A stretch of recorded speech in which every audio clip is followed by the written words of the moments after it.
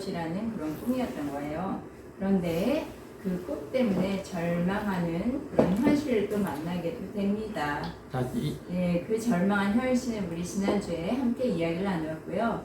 자, 오늘은 우리가 하나님의 우리에게 주신 꿈과 비전이 우리에게도 주시는데, 꿈이 없는 사람은 내일에 대한 기대와 희망이 없습니다. 그래서 하루하루를 살아가는 것이 지루하고 또 기쁨이 없어요. 기대가 없습니다. 우리의 상태는 현재 어떤 상태인지요? 기쁨이 넘쳐요. 아멘. 네, 현대 사회에서 가장 심각하게 문제가 되는 것이 외톨이형, 은둔형 외톨이라고 합니다. 은둔형 외톨이라고 들어본 적 있습니까? 네, 이런 사람도 있고, 또 집을 떠나서 길거리에서 살아가는 노숙자들도 다 비슷한 그런 우울감을 가지고 있는데, 이런 사람들은 누군가를 기대하고 또 희망하는 일들이 무너진 가운데서 더 이상 아무런 희망이 없어서 그냥 누워서 하루하루를 살아가는, 또 홀로 하루하루를 살아가고 있는 사람들입니다. 그러나 비록 당장 이루어지지 않는다 할지라도 이렇게 미래에 대한 희망이 있는 사람이라면, 당장의 어떤 현실은 좀 막막해 보일지라도 미래에 대한 꿈이 있는 사람은 그 꿈을 꾸면서 기대와 설레임으로 오늘 하루를, 현재를 살아갈 수 있는 거예요. 요셉은 하나님께서 주신 꿈을 꾸었습니다. 꿈을 기대하고 품었기 때문에 애굽의 노예로 팔려간 그런 신세였지만 자신에게 주어진 삶을 포기하지 않았습니다. 애굽의 노예로 팔려갔을 뿐만 아니라 억울한 누명을 쓰고 감옥에 갇히기도 했습니다. 그때 요셉은 자신의 힘과 능력으로는 도저히 그 상황에서 풀려날 수가 없다는 걸 알았어요. 그래서 꿈을 간직하고 하나님의 때를 기다리면서도 요셉은 자신에게 주어진 현실에서 최선을 다했습니다. 자신에게 주어진 현장의 자리에서 최선을 다하여서 알차게 살아갔던 것이죠. 자, 요셉은 어떤 누명을 쓰였죠? 주인의 아내랑 네, 맞아요. 뭐 처음에 형들의 미움을 받아서 다른 나라, 애굽이라는 나라에 노예로 팔려간 것도 억울한데, 또 주인의 그 아내인 보디발의 여사, 그 여사에게 아주 그냥 마치 간음죄를 진 것과 같은 그런 누명 쓴 거예요. 그는 아주 거절하다가 그냥 일방적으로 당한 거죠. 그 꼬시고 나와 함께 잠자리를 하자라고 청하던 그런 보디발의 아내의 꼬심에 넘어가지 않고 단호하게 거절을 했는데, 그것이 또 미워서 보디발 아내의 어떤 그 술수로 인해서 그 죄수의 누명을 쓰고 감옥에 갇혔습니다. 왜 이런 생각해 보신 적 있어요? 왜 나에게는 매번 이런 실망스러운 사건들이 주변에 자꾸 일어나는가? 나에게 그런 현실이 찾아오는가? 그렇게 생각하면 보통 나는 실패한 인생이다. 나는 제2의 인생인가? 나는 탁월한 인생을 살 수 없는 것인가? 라는 낙심한 마음이 들어옵니다. 그런데 요셉은 그런 가운데서도 본인에게 주어진 일에 대해선 최선을 다하고, 그리고 또 하나님을 의지했습니다. 그랬더니 감옥에서 인정을 받아서 많은 사람들로부터 호의를 받아서, 그래서 간수장까지도 됩니다. 이 요셉의 현실은 그가 이미 꾸었던 그 꿈과는 정반대였지만, 그런 상황에서도 요셉은 하나님의 주신 비전을 기대하면서 하루하루 자신의 일을 최선을 다했던 것이죠. 그런 중에 결국 하나님의 때가 찾아온 거예요. 하나님의 꿈이 실현될 어떤 기회를 하나님은 주셨습니다. 감옥에 갇힌 술 맡은 관원장이 있었고 또 함께 갇혀있던 떡 굽는 관원장이 있었는데 그들이 꿈을 이야기할 때 해석을 해줍니다. 또 애굽의 왕 바로가 꾼 꿈을 해석해 줄 기회도 얻게 됩니다. 그러면서 요셉은 그 가운데 인정을 받고 요셉의 총리로 발탁이 된 거예요. 애굽의 총리가 된 것만으로 요셉의 꿈은 실현됐다? 아니요. 그게 아니라 애굽의 총리가 되었는데 애굽을 비롯해서 그 애굽 인접 지역에 심한 기근이 들었어요. 그래서 요셉의 꿈은 정말 중요한 꿈은 실현되는 것이 무엇이었냐면 이 가나안에 기근이 들었을 때 요셉의 형들이 애굽을 와서 먹을 것을 구하러 온 거예요. 그런데 그때 요셉은 총리가 되어 있었던 거죠. 그래서 이 총리가 된 요셉을 형들이 만날 수밖에 없는 어떤 운명, 하나님의 섭리가 있게 된 것입니다. 그래서 먹을 것을 얻고자 형들은 요셉에게 절을 합니다. 드디어 그 꿈이 이루어진 거죠. 네. 그 11개의 곡식단이 요셉을 향해서 절을 했고 그리고 해와 달과 별이 그 요셉을 향해서 절을 한 그런 꿈이 이루어진 것입니다. 오늘 우리가 읽은 창세기 45장 1부터 15절을 우리가 이미 읽었는데 한번 읽어볼까요? 그러면 자 누가 남녀 목소리로 읽어주세요. 요셉이 시종하는 자들 앞에서 그 정을 억제하지 못하여 소리 질러 모든 사람을 자기에게서 물러가라 하고 그 형제들에게 자기를 알리니 그때 그와 함께한 다른 사람이 없었더라.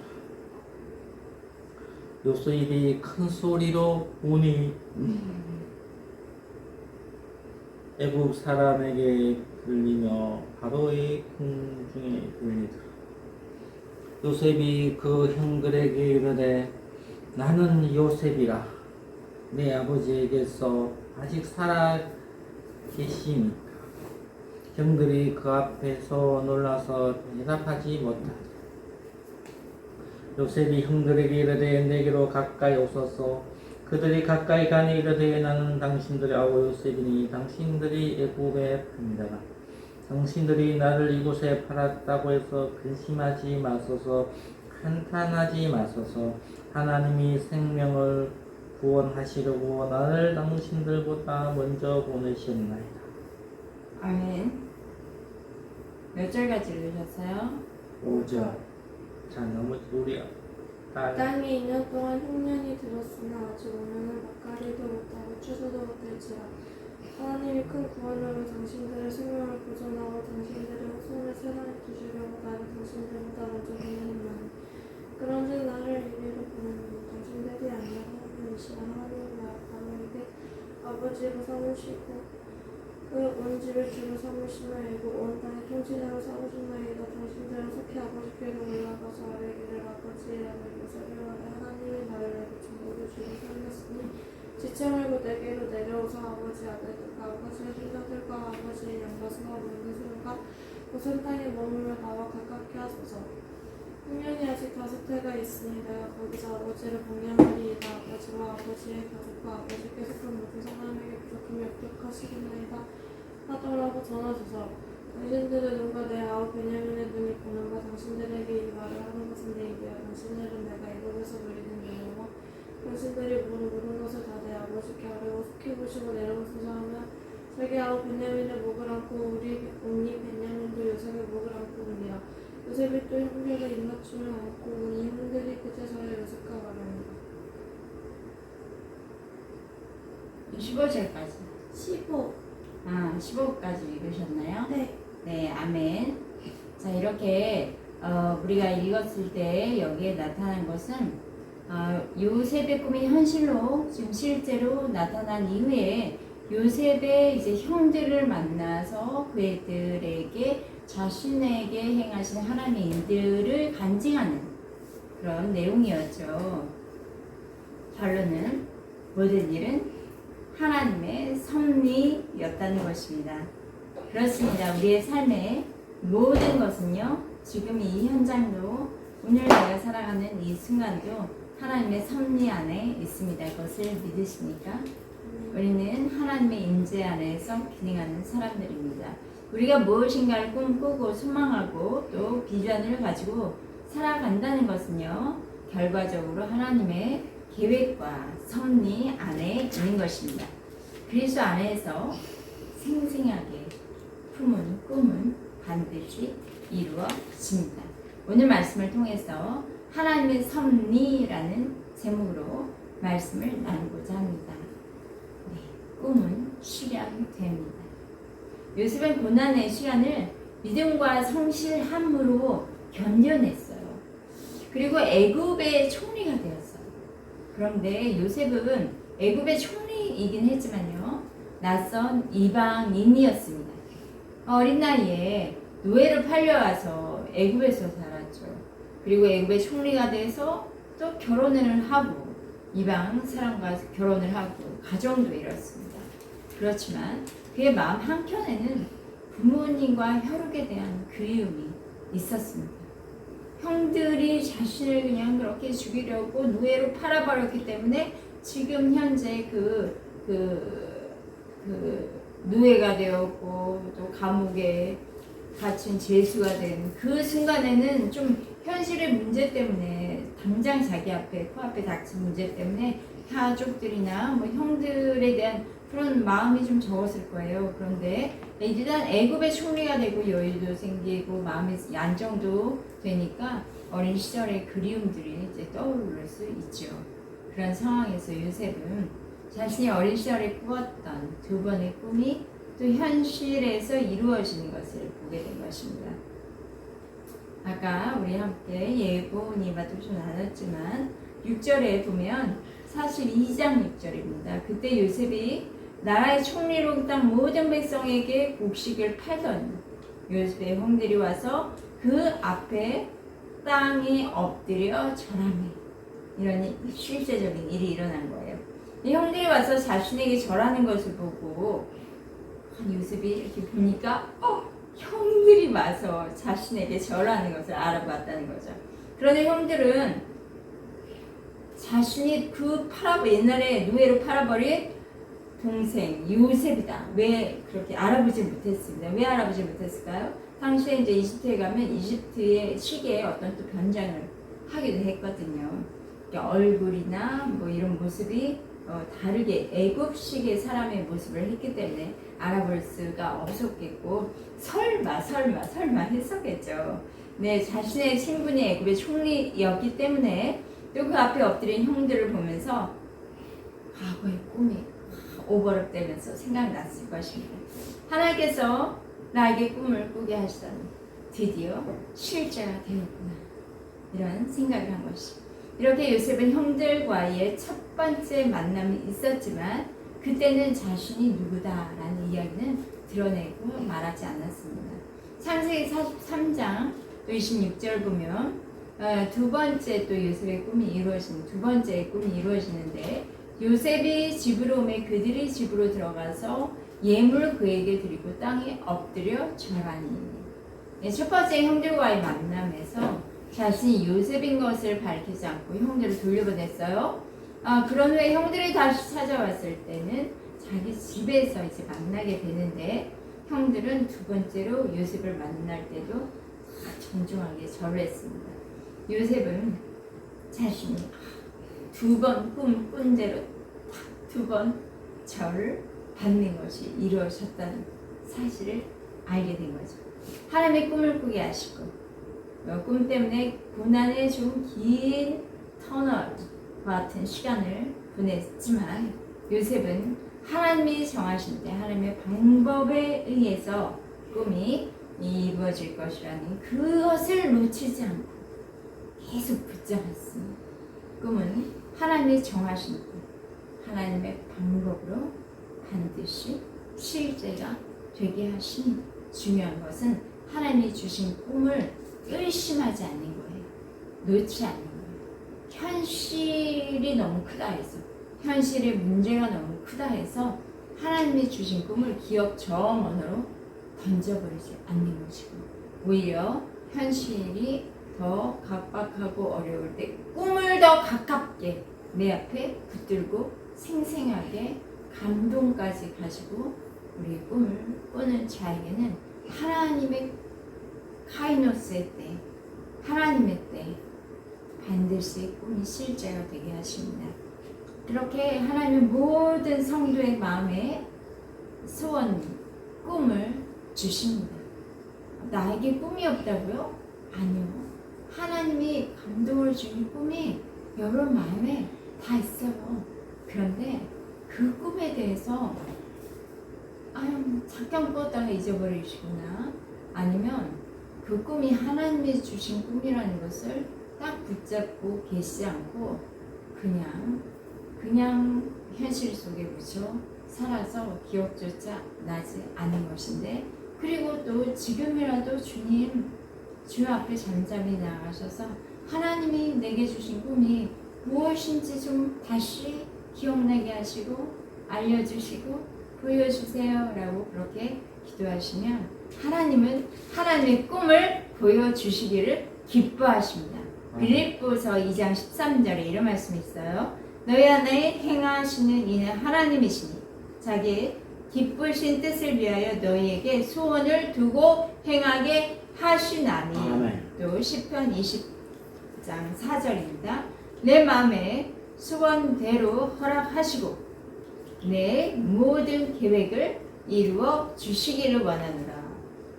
하나님의 때, 하나님의 방법으로, 물론 우리는 꿈을 뜰 때 이것이 내 방법은 꼭 이렇게 되어야 할 거야 라고 생각하는 부분은 하나님이 수정하실 수 있어요. 하나님은 베스트로 우리에게 주길 원하시기 때문입니다.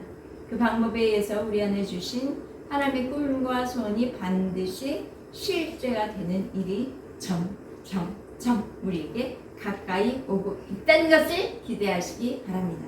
우리가 주님 만나기 전에 꿈과 소원이 이루어지게 되는 것을 보게 되실 것입니다.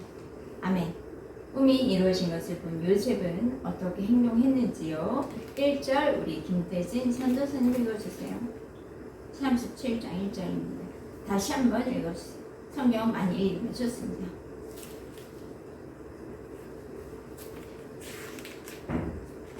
왜 37장이 줄어있죠?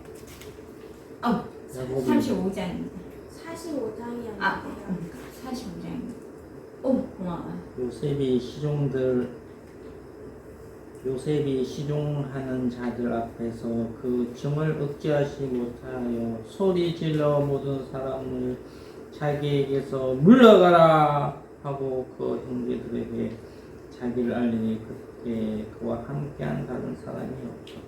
네, 하나님이 주신 꿈이 이루어진 다음에 이제부터 요셉은 형들의 마음이 어떠한가 좀 들춰보는 확인 과정을 거쳤어요. 자신이 요셉인 것을 형들에게 이제 밝히기 시작하는 것입니다. 이제까지는 형들의 마음을 완전히 알 수 없기 때문에 자신의 신분을 밝히지 않고 자신이 지금 총리가 된 자신이 누구인지를 밝히지 않았습니다.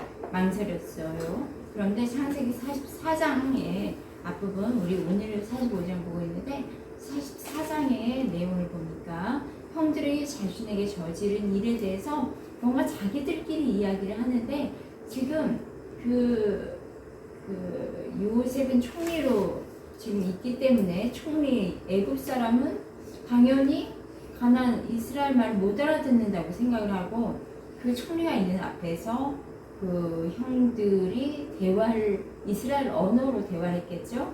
근데 그때 그때 그런 우리 요셉 팔아버려가지고 뭐 그런 후회하는 그런 마음들이 서로 대화 가운데 있습니다. 그것을 이제 요셉은 직접 총리로서 이렇게 듣게 된 것이죠. 그리고 요셉 그 자신의 사건을 계기로 해서 이 형들의 마음에 이제 서로 예전에 서로 다 분리되고 따로따로 되고 또 동생을 시기하고 미워하고 던져버릴 생각하고 막 그랬던 것이 이제 서로 잘못을 깨달으면서 형제들끼리 좀 서로 사랑하는 마음. 왜냐하면 지금 외지 타지로 나와서 자기들의 신세가 지금 어떻게 될지 모르는 이런 신세 가운데 서로 돈독하게 보듬어주고 안아주고 이런 형제애가 생기는 것을 보면서 이제 내가 누구인지를 나타내야겠구나라고 생각을 했을 것입니다. 성령께서는 이렇게 우리의 잘못을 깨닫고 회개케 하실 때가 있습니다. 잘못된 생각과 행동이 있는데 깨닫지 못하고 우리에게 회개함이 없다면 하나님의 손은 더 이상 움직이지 않으세요. 안타까운 일이죠. 성령님께서 상황 가운데 우리의 잘못된 생각과 또 행위를 깨닫게 하시는 그의 회개의 영을 부어주시기를 기도합니다.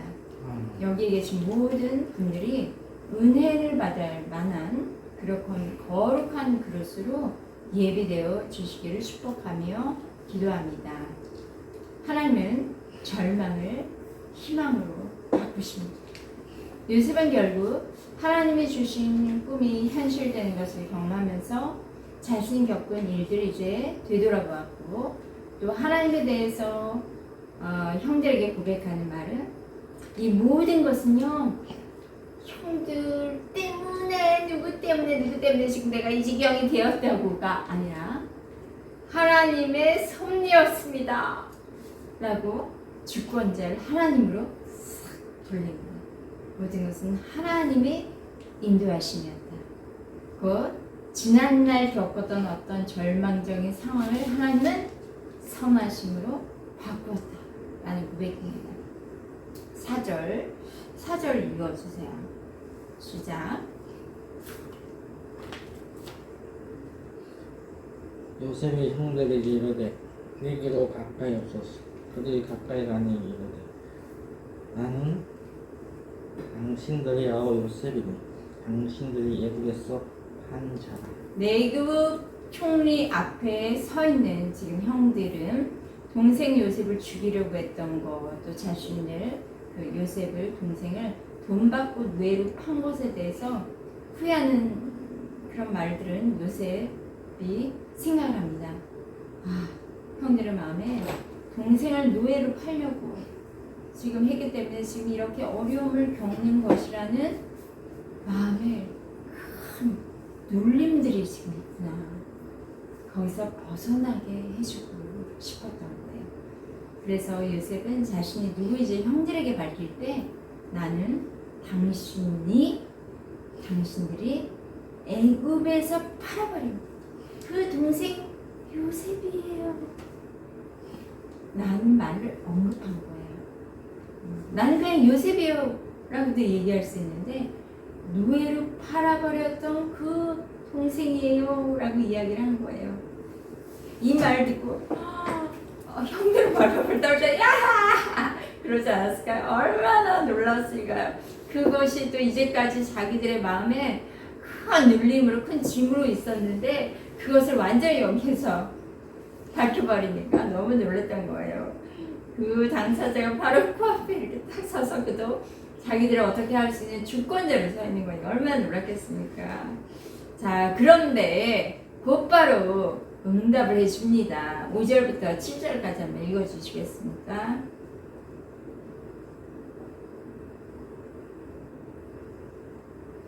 네, 읽어주세요. 당신들이 나를 이곳에 팔았다고 해서 근심하지 마소서. 한탄하지 마소서. 하나님이 생명을 구원하시려고 나를 당신들보다 먼저 보내셨나이다. 이 땅에 2년 동안 흉년이 들었으나 아직 5년은 밭가리도 못하고 주지도 못할지라. 하나님이 큰 구원으로 당신들의 생명을 보존하고 당신들의 후손을 세상에 두시려고 나를 당신들보다 먼저 보내셨나니. 네, 5절, 7절 보시면 하나님이 생명을 구원하시려고 나를 당신들보다 먼저 보내셨나이다. 물론 형들이 날 좀 팔긴 했지만요. 그러나 그것은요. 하나님께서 당신들보다 나를 먼저 애굽에 보내시려고 하신 하나님의 선한 뜻이 있었어요. 말과 같습니다. 고난 겪은 당시에 왜 하나님 나에게 이런 고난을 주십니까? 라고 다 헤아릴 수는 없었을 거예요. 그런데 그런 어려운 과정 가운데 하나님께 순종하고 인내하면서 지내고 통과한 지금의 순간을 보니 하나님이 행하시고자 하는 목적을 발견하게 된 것이죠. 그렇습니다. 우리는 고난의 어려움의 시기를 통과할 때는 잘 보이지가 않아요. 어떤 것이. 그런데 다만 그 때에도 늘 하나님의 말씀을 생각하며 하나님을 찬양하며 하나님을 기대하면서 설렘으로 기한을 통과한다면 그러면 나중에서야 그렇구나. 이것이 하나님의 그런 선한 뜻이 덮고 있었는데 내 시야가 가려져 있었구나. 그것을 알게 됩니다. 그렇기 때문에 우리는 하나님이 먼저 목적 보여주시면 나는 그 길 갑니다 라는 것보다는 주님의 선한 뜻은 무엇인지 지금은 알 수 없지만 그러나 순간순간을 주님의 말씀을 의지하여서 내게 주어진 그 일을 충성스럽게 감당합니다 한다면 주님께서는 어떤 날 어떤 방법으로 새 일을 행하실지 모르고 그리고 결국 그 목적은요 나의 인생의 우리들의 모든 인생의 마지막은요 하나님의 생명을 구원하시기 위해서 우리들을 사용하신다는 것을 아시면 그것은 정말 큰 축복입니다. 그래서 하나님께서 요셉을 형들보다 먼저 애굽에 보내신 것이다 간증합니다. 요셉의 형들은 물론 나쁜 마음의 동기가 되어 동생을 팔았지만 악을 선으로 바꾸신 하나님께서는 그들의 악한 일이었던 것이 이제는 사람을 살리는 일을 위한 하나의 섭리의 과정으로 하나님은 사용을 하셨습니다. 사람들이 악이 모두 악한 결과로만 진행되어지는 것은 아니에요. 하나님의 초자연적인 개입이 있으면 완전히 바뀌어져요. 그러니까 우리 과거에 지나간 악한 일에 대해서만 묵상하고 내 시선으로 그것을 판단하면서 씹고 후회하고 울고 우울해하는 것이 아니라 하나님의 초자연적인 개입이 현재 나를 하나님의 선으로 하나님의 먼데하신 비전과 꿈으로 이어가고 계시다는 그런 감동 가운데 사시는 여러분 되시기를 축복합니다. 사람들은 행한 악을 하나님은 선으로 바꾸십니다. 악한 일을 하나님의 역사 가운데 선한 도구로 사용하십니다. 하나님은 절대적으로 선하신 분이십니다.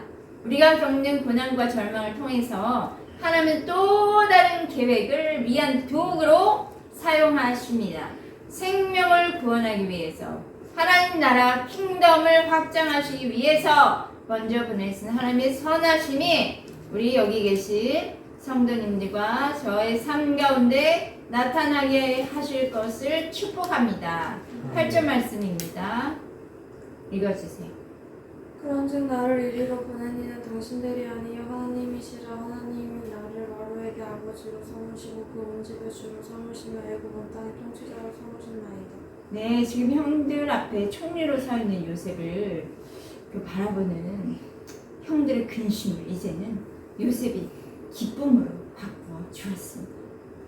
요셉의 우울한 그런 삶의 동기들을 형들의 시기로 미우고 있었지만 이제 하나님이 요셉의 인생의 주권자가 되셔서 그의 삶의 모든 것, 요셉의 삶의 모든 것을 책임지셨습니다. 그래서 요셉을 통치자요, 권세자의 자리로 세우셨습니다. 형들이 노예로 그냥 팔아버린 동생이 우리 앞에 지금 형들 앞에 탁 서 있으니 엄마 처음에 나 죽었네 라는 마음이 가졌겠죠. 그런데 요셉의 간증이 탁 듣고 보니까 우리는 살았네. 이런 형들의 기쁨으로 찾아보시래. 그런데 참 이렇게 사람의 마음은 순간순간 바뀔 수가 있습니다. 그러니까 우리가 바닥에 있는 마음을 끌어올리세요. 하나님의 말씀을 들으면서 끌어올리시기를 바랍니다. 고난에 대한 그 요셉의 해석은 참으로 감동스럽죠. 형들이 날 팔아 여기 온 게 아니라 하나님이 나를 애굽의 총리가 되어서 생명을 살리기 위해 여기에 보내신 것이다. 이 고백은 저와 여러분의 고백이 될 줄 믿습니다. 절망을 또는 어려움을 통과하는 그런 시간이라면 하나님의 특별한 섭리를 위한 그런 준비의 과정임을 믿으시기 바랍니다. 네, 나와 가깝게 하소서. 하나님께서는 요셉과 형들을 화목하게 하시는 장면입니다. 요셉이 형들에게 제안을 해요. 9절과 10절 말씀 볼까요? 읽어주세요. 당신들은 속히 아버지께로 올라가서 아뢰기를 아버지의 아들 요셉의 말에 하나님이 나를 애굽 전국이 주로 세우셨으니 시침을 무더기로 내려오서 아버지 아들들과 아버지 손자들과 아버지의 양과 모든 소유가 무슨 땅에 머무는 나와 가깝게 하소서. 네, 요셉은 하나님께서 자신을 애굽에 보내신 분명한 그 이유를 알았어요. 그래서 고센 땅에 이제 부모님과 가족을 모셔야겠다 생각을 했을 것입니다. 그 9절에 보면 지체 말고 내게로 내려오라 이런 말 하죠. 하나님께서 요셉 통해서 역사하시기 때문에 지금 요셉과 가까이 있는 것이 하나님의 은혜를 누리는 것이라고 말하는 거예요. 하나님의 은혜가 있고 은총이 있는 곳으로 가까이 하세요. 하나님의 은혜가 있는 사람과 가까이 하시고 하나님의 은혜가 있는 그 장소로 나아가세요. 그곳에서 하나님 나라, 킹덤의 의와 평강과 희락을 누리라는 것입니다. 애굽 땅에 있는 고센이라는 곳은요, 목축업이 발달한 곳입니다. 그래서 이렇게 양치는 이런 이스라엘의 민족들이 거하기에는 아주 좋은 땅이었습니다. 그곳에 지금 요셉이 아버지와 자기 가족들이 거할 수 있도록 터를 마련해 주었고 또 그 애굽 사람 이방 신을 섬기는 애굽 사람과 구별해서 준 그 땅입니다.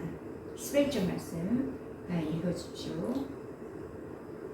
흉년이 아직 5해가 있으니 내가 거기서 아버지를 공명하리이다. 아버지와 아버지의 가족과 아버지께 속한 모든 사람에게 부족함이 없도록 하겠나이다 하더라고 전하소서. 애굽의 흉년이 앞으로 이제 지금까지 흉년 2년 있었고요. 앞으로 또 5년이 남았다고 어떻게 보면 미래학자 뻘되는 요셉은 지금 그렇게 앞날을 내다보고 있습니다. 그러면서 앞으로 또 5년 동안 흉년이 온다 하더라도 총리인 요셉에게는 지금 이제 그 애굽의 모든 재물의 그 능력을 그 총리인 애굽이 가지고 있기 때문에 그는 모든 가족들을 부족함 없이 할 수 있는 재물의 능력이 있었어요. 그러니 그 가족들을 내게로 가까이 해서 하나님의 은혜를 누리자는 것입니다. 그래서 예수 안에 있는 우리들에게도 부족함이 없는 차고 넘치게 하시는 하나님의 생명, 하나님의 부유함이 있음을 믿습니다. 물론 이런 능력이 현실로 당장 어떻게 내 눈앞에 나타나기까지는 좀 그 과정이 어떤 어려움의 과정을 겪을 수 있어요. 그러나 하나님은 결과적으로는요, 우리가 고백할 수 있는 것은 정말 내 인생을 하나님은 부족함이 없이 인도하셨고, 그리고 하나님의 부유하심이 늘 나를 따르고 있었고, 하나님의 충만으로 나를 충만케 하셨다는 고백의 간증자들이 여기에도 많이 나타날 줄 믿습니다. 자, 12절과 15절까지 읽어주십시오. 당신들은 인도되어 바늘의 종이 부르며 당신들에게 임한 것은 내 입이라. 당신들은 내가 애굽에서 누리는 영화와 당신들이 본 모든 것을 다 내 아버지께 아뢰는 속히 보시고 내려오소서 하며 자기와 베냐민의 목을 안고 오니 베냐민도 요셉의 목을 안고 옵니다. 요셉이 또 형들과 입맞추며 안고 오니 형들이 같이 사람을 섰다고. 네, 자, 긴 시간 요셉의 마음에 있던 그런 형들에 대한 실타래 같이 그래도 지금 만나기 전까지 마음으로는 많이 용서했다 해도 눈으로 보기 전까지 실타래처럼 꼬여있던 것들이 다 풀어지는 그런 순간이죠. 그래서 아버지 그리고 형들 그리고 그 막내 동생 베냐민 그리고 요셉 이렇게 모두 하나가 되는 그런 화목케 하시는 하나님의 은혜가 지금 있습니다. 서로 스킨십까지 하면서 이렇게 서로 미워하는 사이가 스킨십하기 정말 쉽지 않아요. 그런데 이제 목을 서로 끼어 안고 그렇고 입도 형들과 입도 맞추면서 그렇게 참 화해와 용서의 모두가 풀어지고 있습니다. 이 모든 건 형들의 한 일이 다 하나님의 섭리라고 고백하는 그 요셉의 한 마디가 이렇게 화해의 모두 용서의 모두로 모든 것을 풀어가고 있는 것이죠. 이렇게 자신의 간증이 끝나고 요셉과 형제들의 화해가 이루어지고 또 서로 끌어안으며 죄를 고백하고 화해하는 것 그거는 하나님의 사랑이라는 하나님의 가장 원하시는 하나님의 속성입니다. 어떤 면에서 보면 우리가 기근해서 먹을 것을 얻게 된 거 뭐 이렇게 좀 살림 피고 좀 넉넉하게 먹는 만족감이 생기는 것 사실은 그 이상으로 더 중요한 것은 형제들의 연합과 사랑이 아닌가 싶습니다. 용서하면서 사랑하게 되는 것이 정말 하나님의 가장 큰 은혜요 복이라고 할 수 있습니다. 이렇게 우리는 서로 미워하는 거 또 서로 꼬인 마음들 이런 것이 다 풀어요. 그리스도 예수 안에서 풀어질 때에 그럴 땐 하나님의 생명은 더욱더 풍성해지는 것이죠. 우리 이번 교회 성도님들의 그 모든 각각 서 있는 그 자리에는 진정한 하나님의 용서와 그리고 화해라는 것은 또 먼저 하나님과 내가 하나 되어야 이웃과 이웃이 하나가 되는 것이에요. 그런 화해가 있는 자리가 되기를 축복합니다. 어떤 고난이 와도 어떤 절망적인 상황이 와도 그것은 지나가는 하나의 과정이에요. 끝이 아닙니다. 그것은 그 과정을 통과하면서 하나님의 축복의 자리, 특권의 어떤 자리로 올라가게 하시려는 준비 단계입니다. 그래서 우리는 그런 일을 만날 때 할렐루야! 아싸! 돌파! 나는 이 과정을 통과하고 있다. 이제 새 일을 행하시는 하나님을 보게 되리라. 즐거워하시기 바랍니다. 아멘. 힘들어하지 마세요. 그리고 하나님의 섭리를 믿고 바라십시오. 절망과 고난을 이기고 하나님이 주신 그런 부족함이 없는 풍성한 관계에서 재정에서 정강에서 하나님께서는 풍성한 생명을 누리는 삶으로 인도하실 것입니다. 그렇게 행하실 우리 주님을 찬양합니다. 할렐루야. 할렐루야. 기도하시겠습니다. 할렐루야.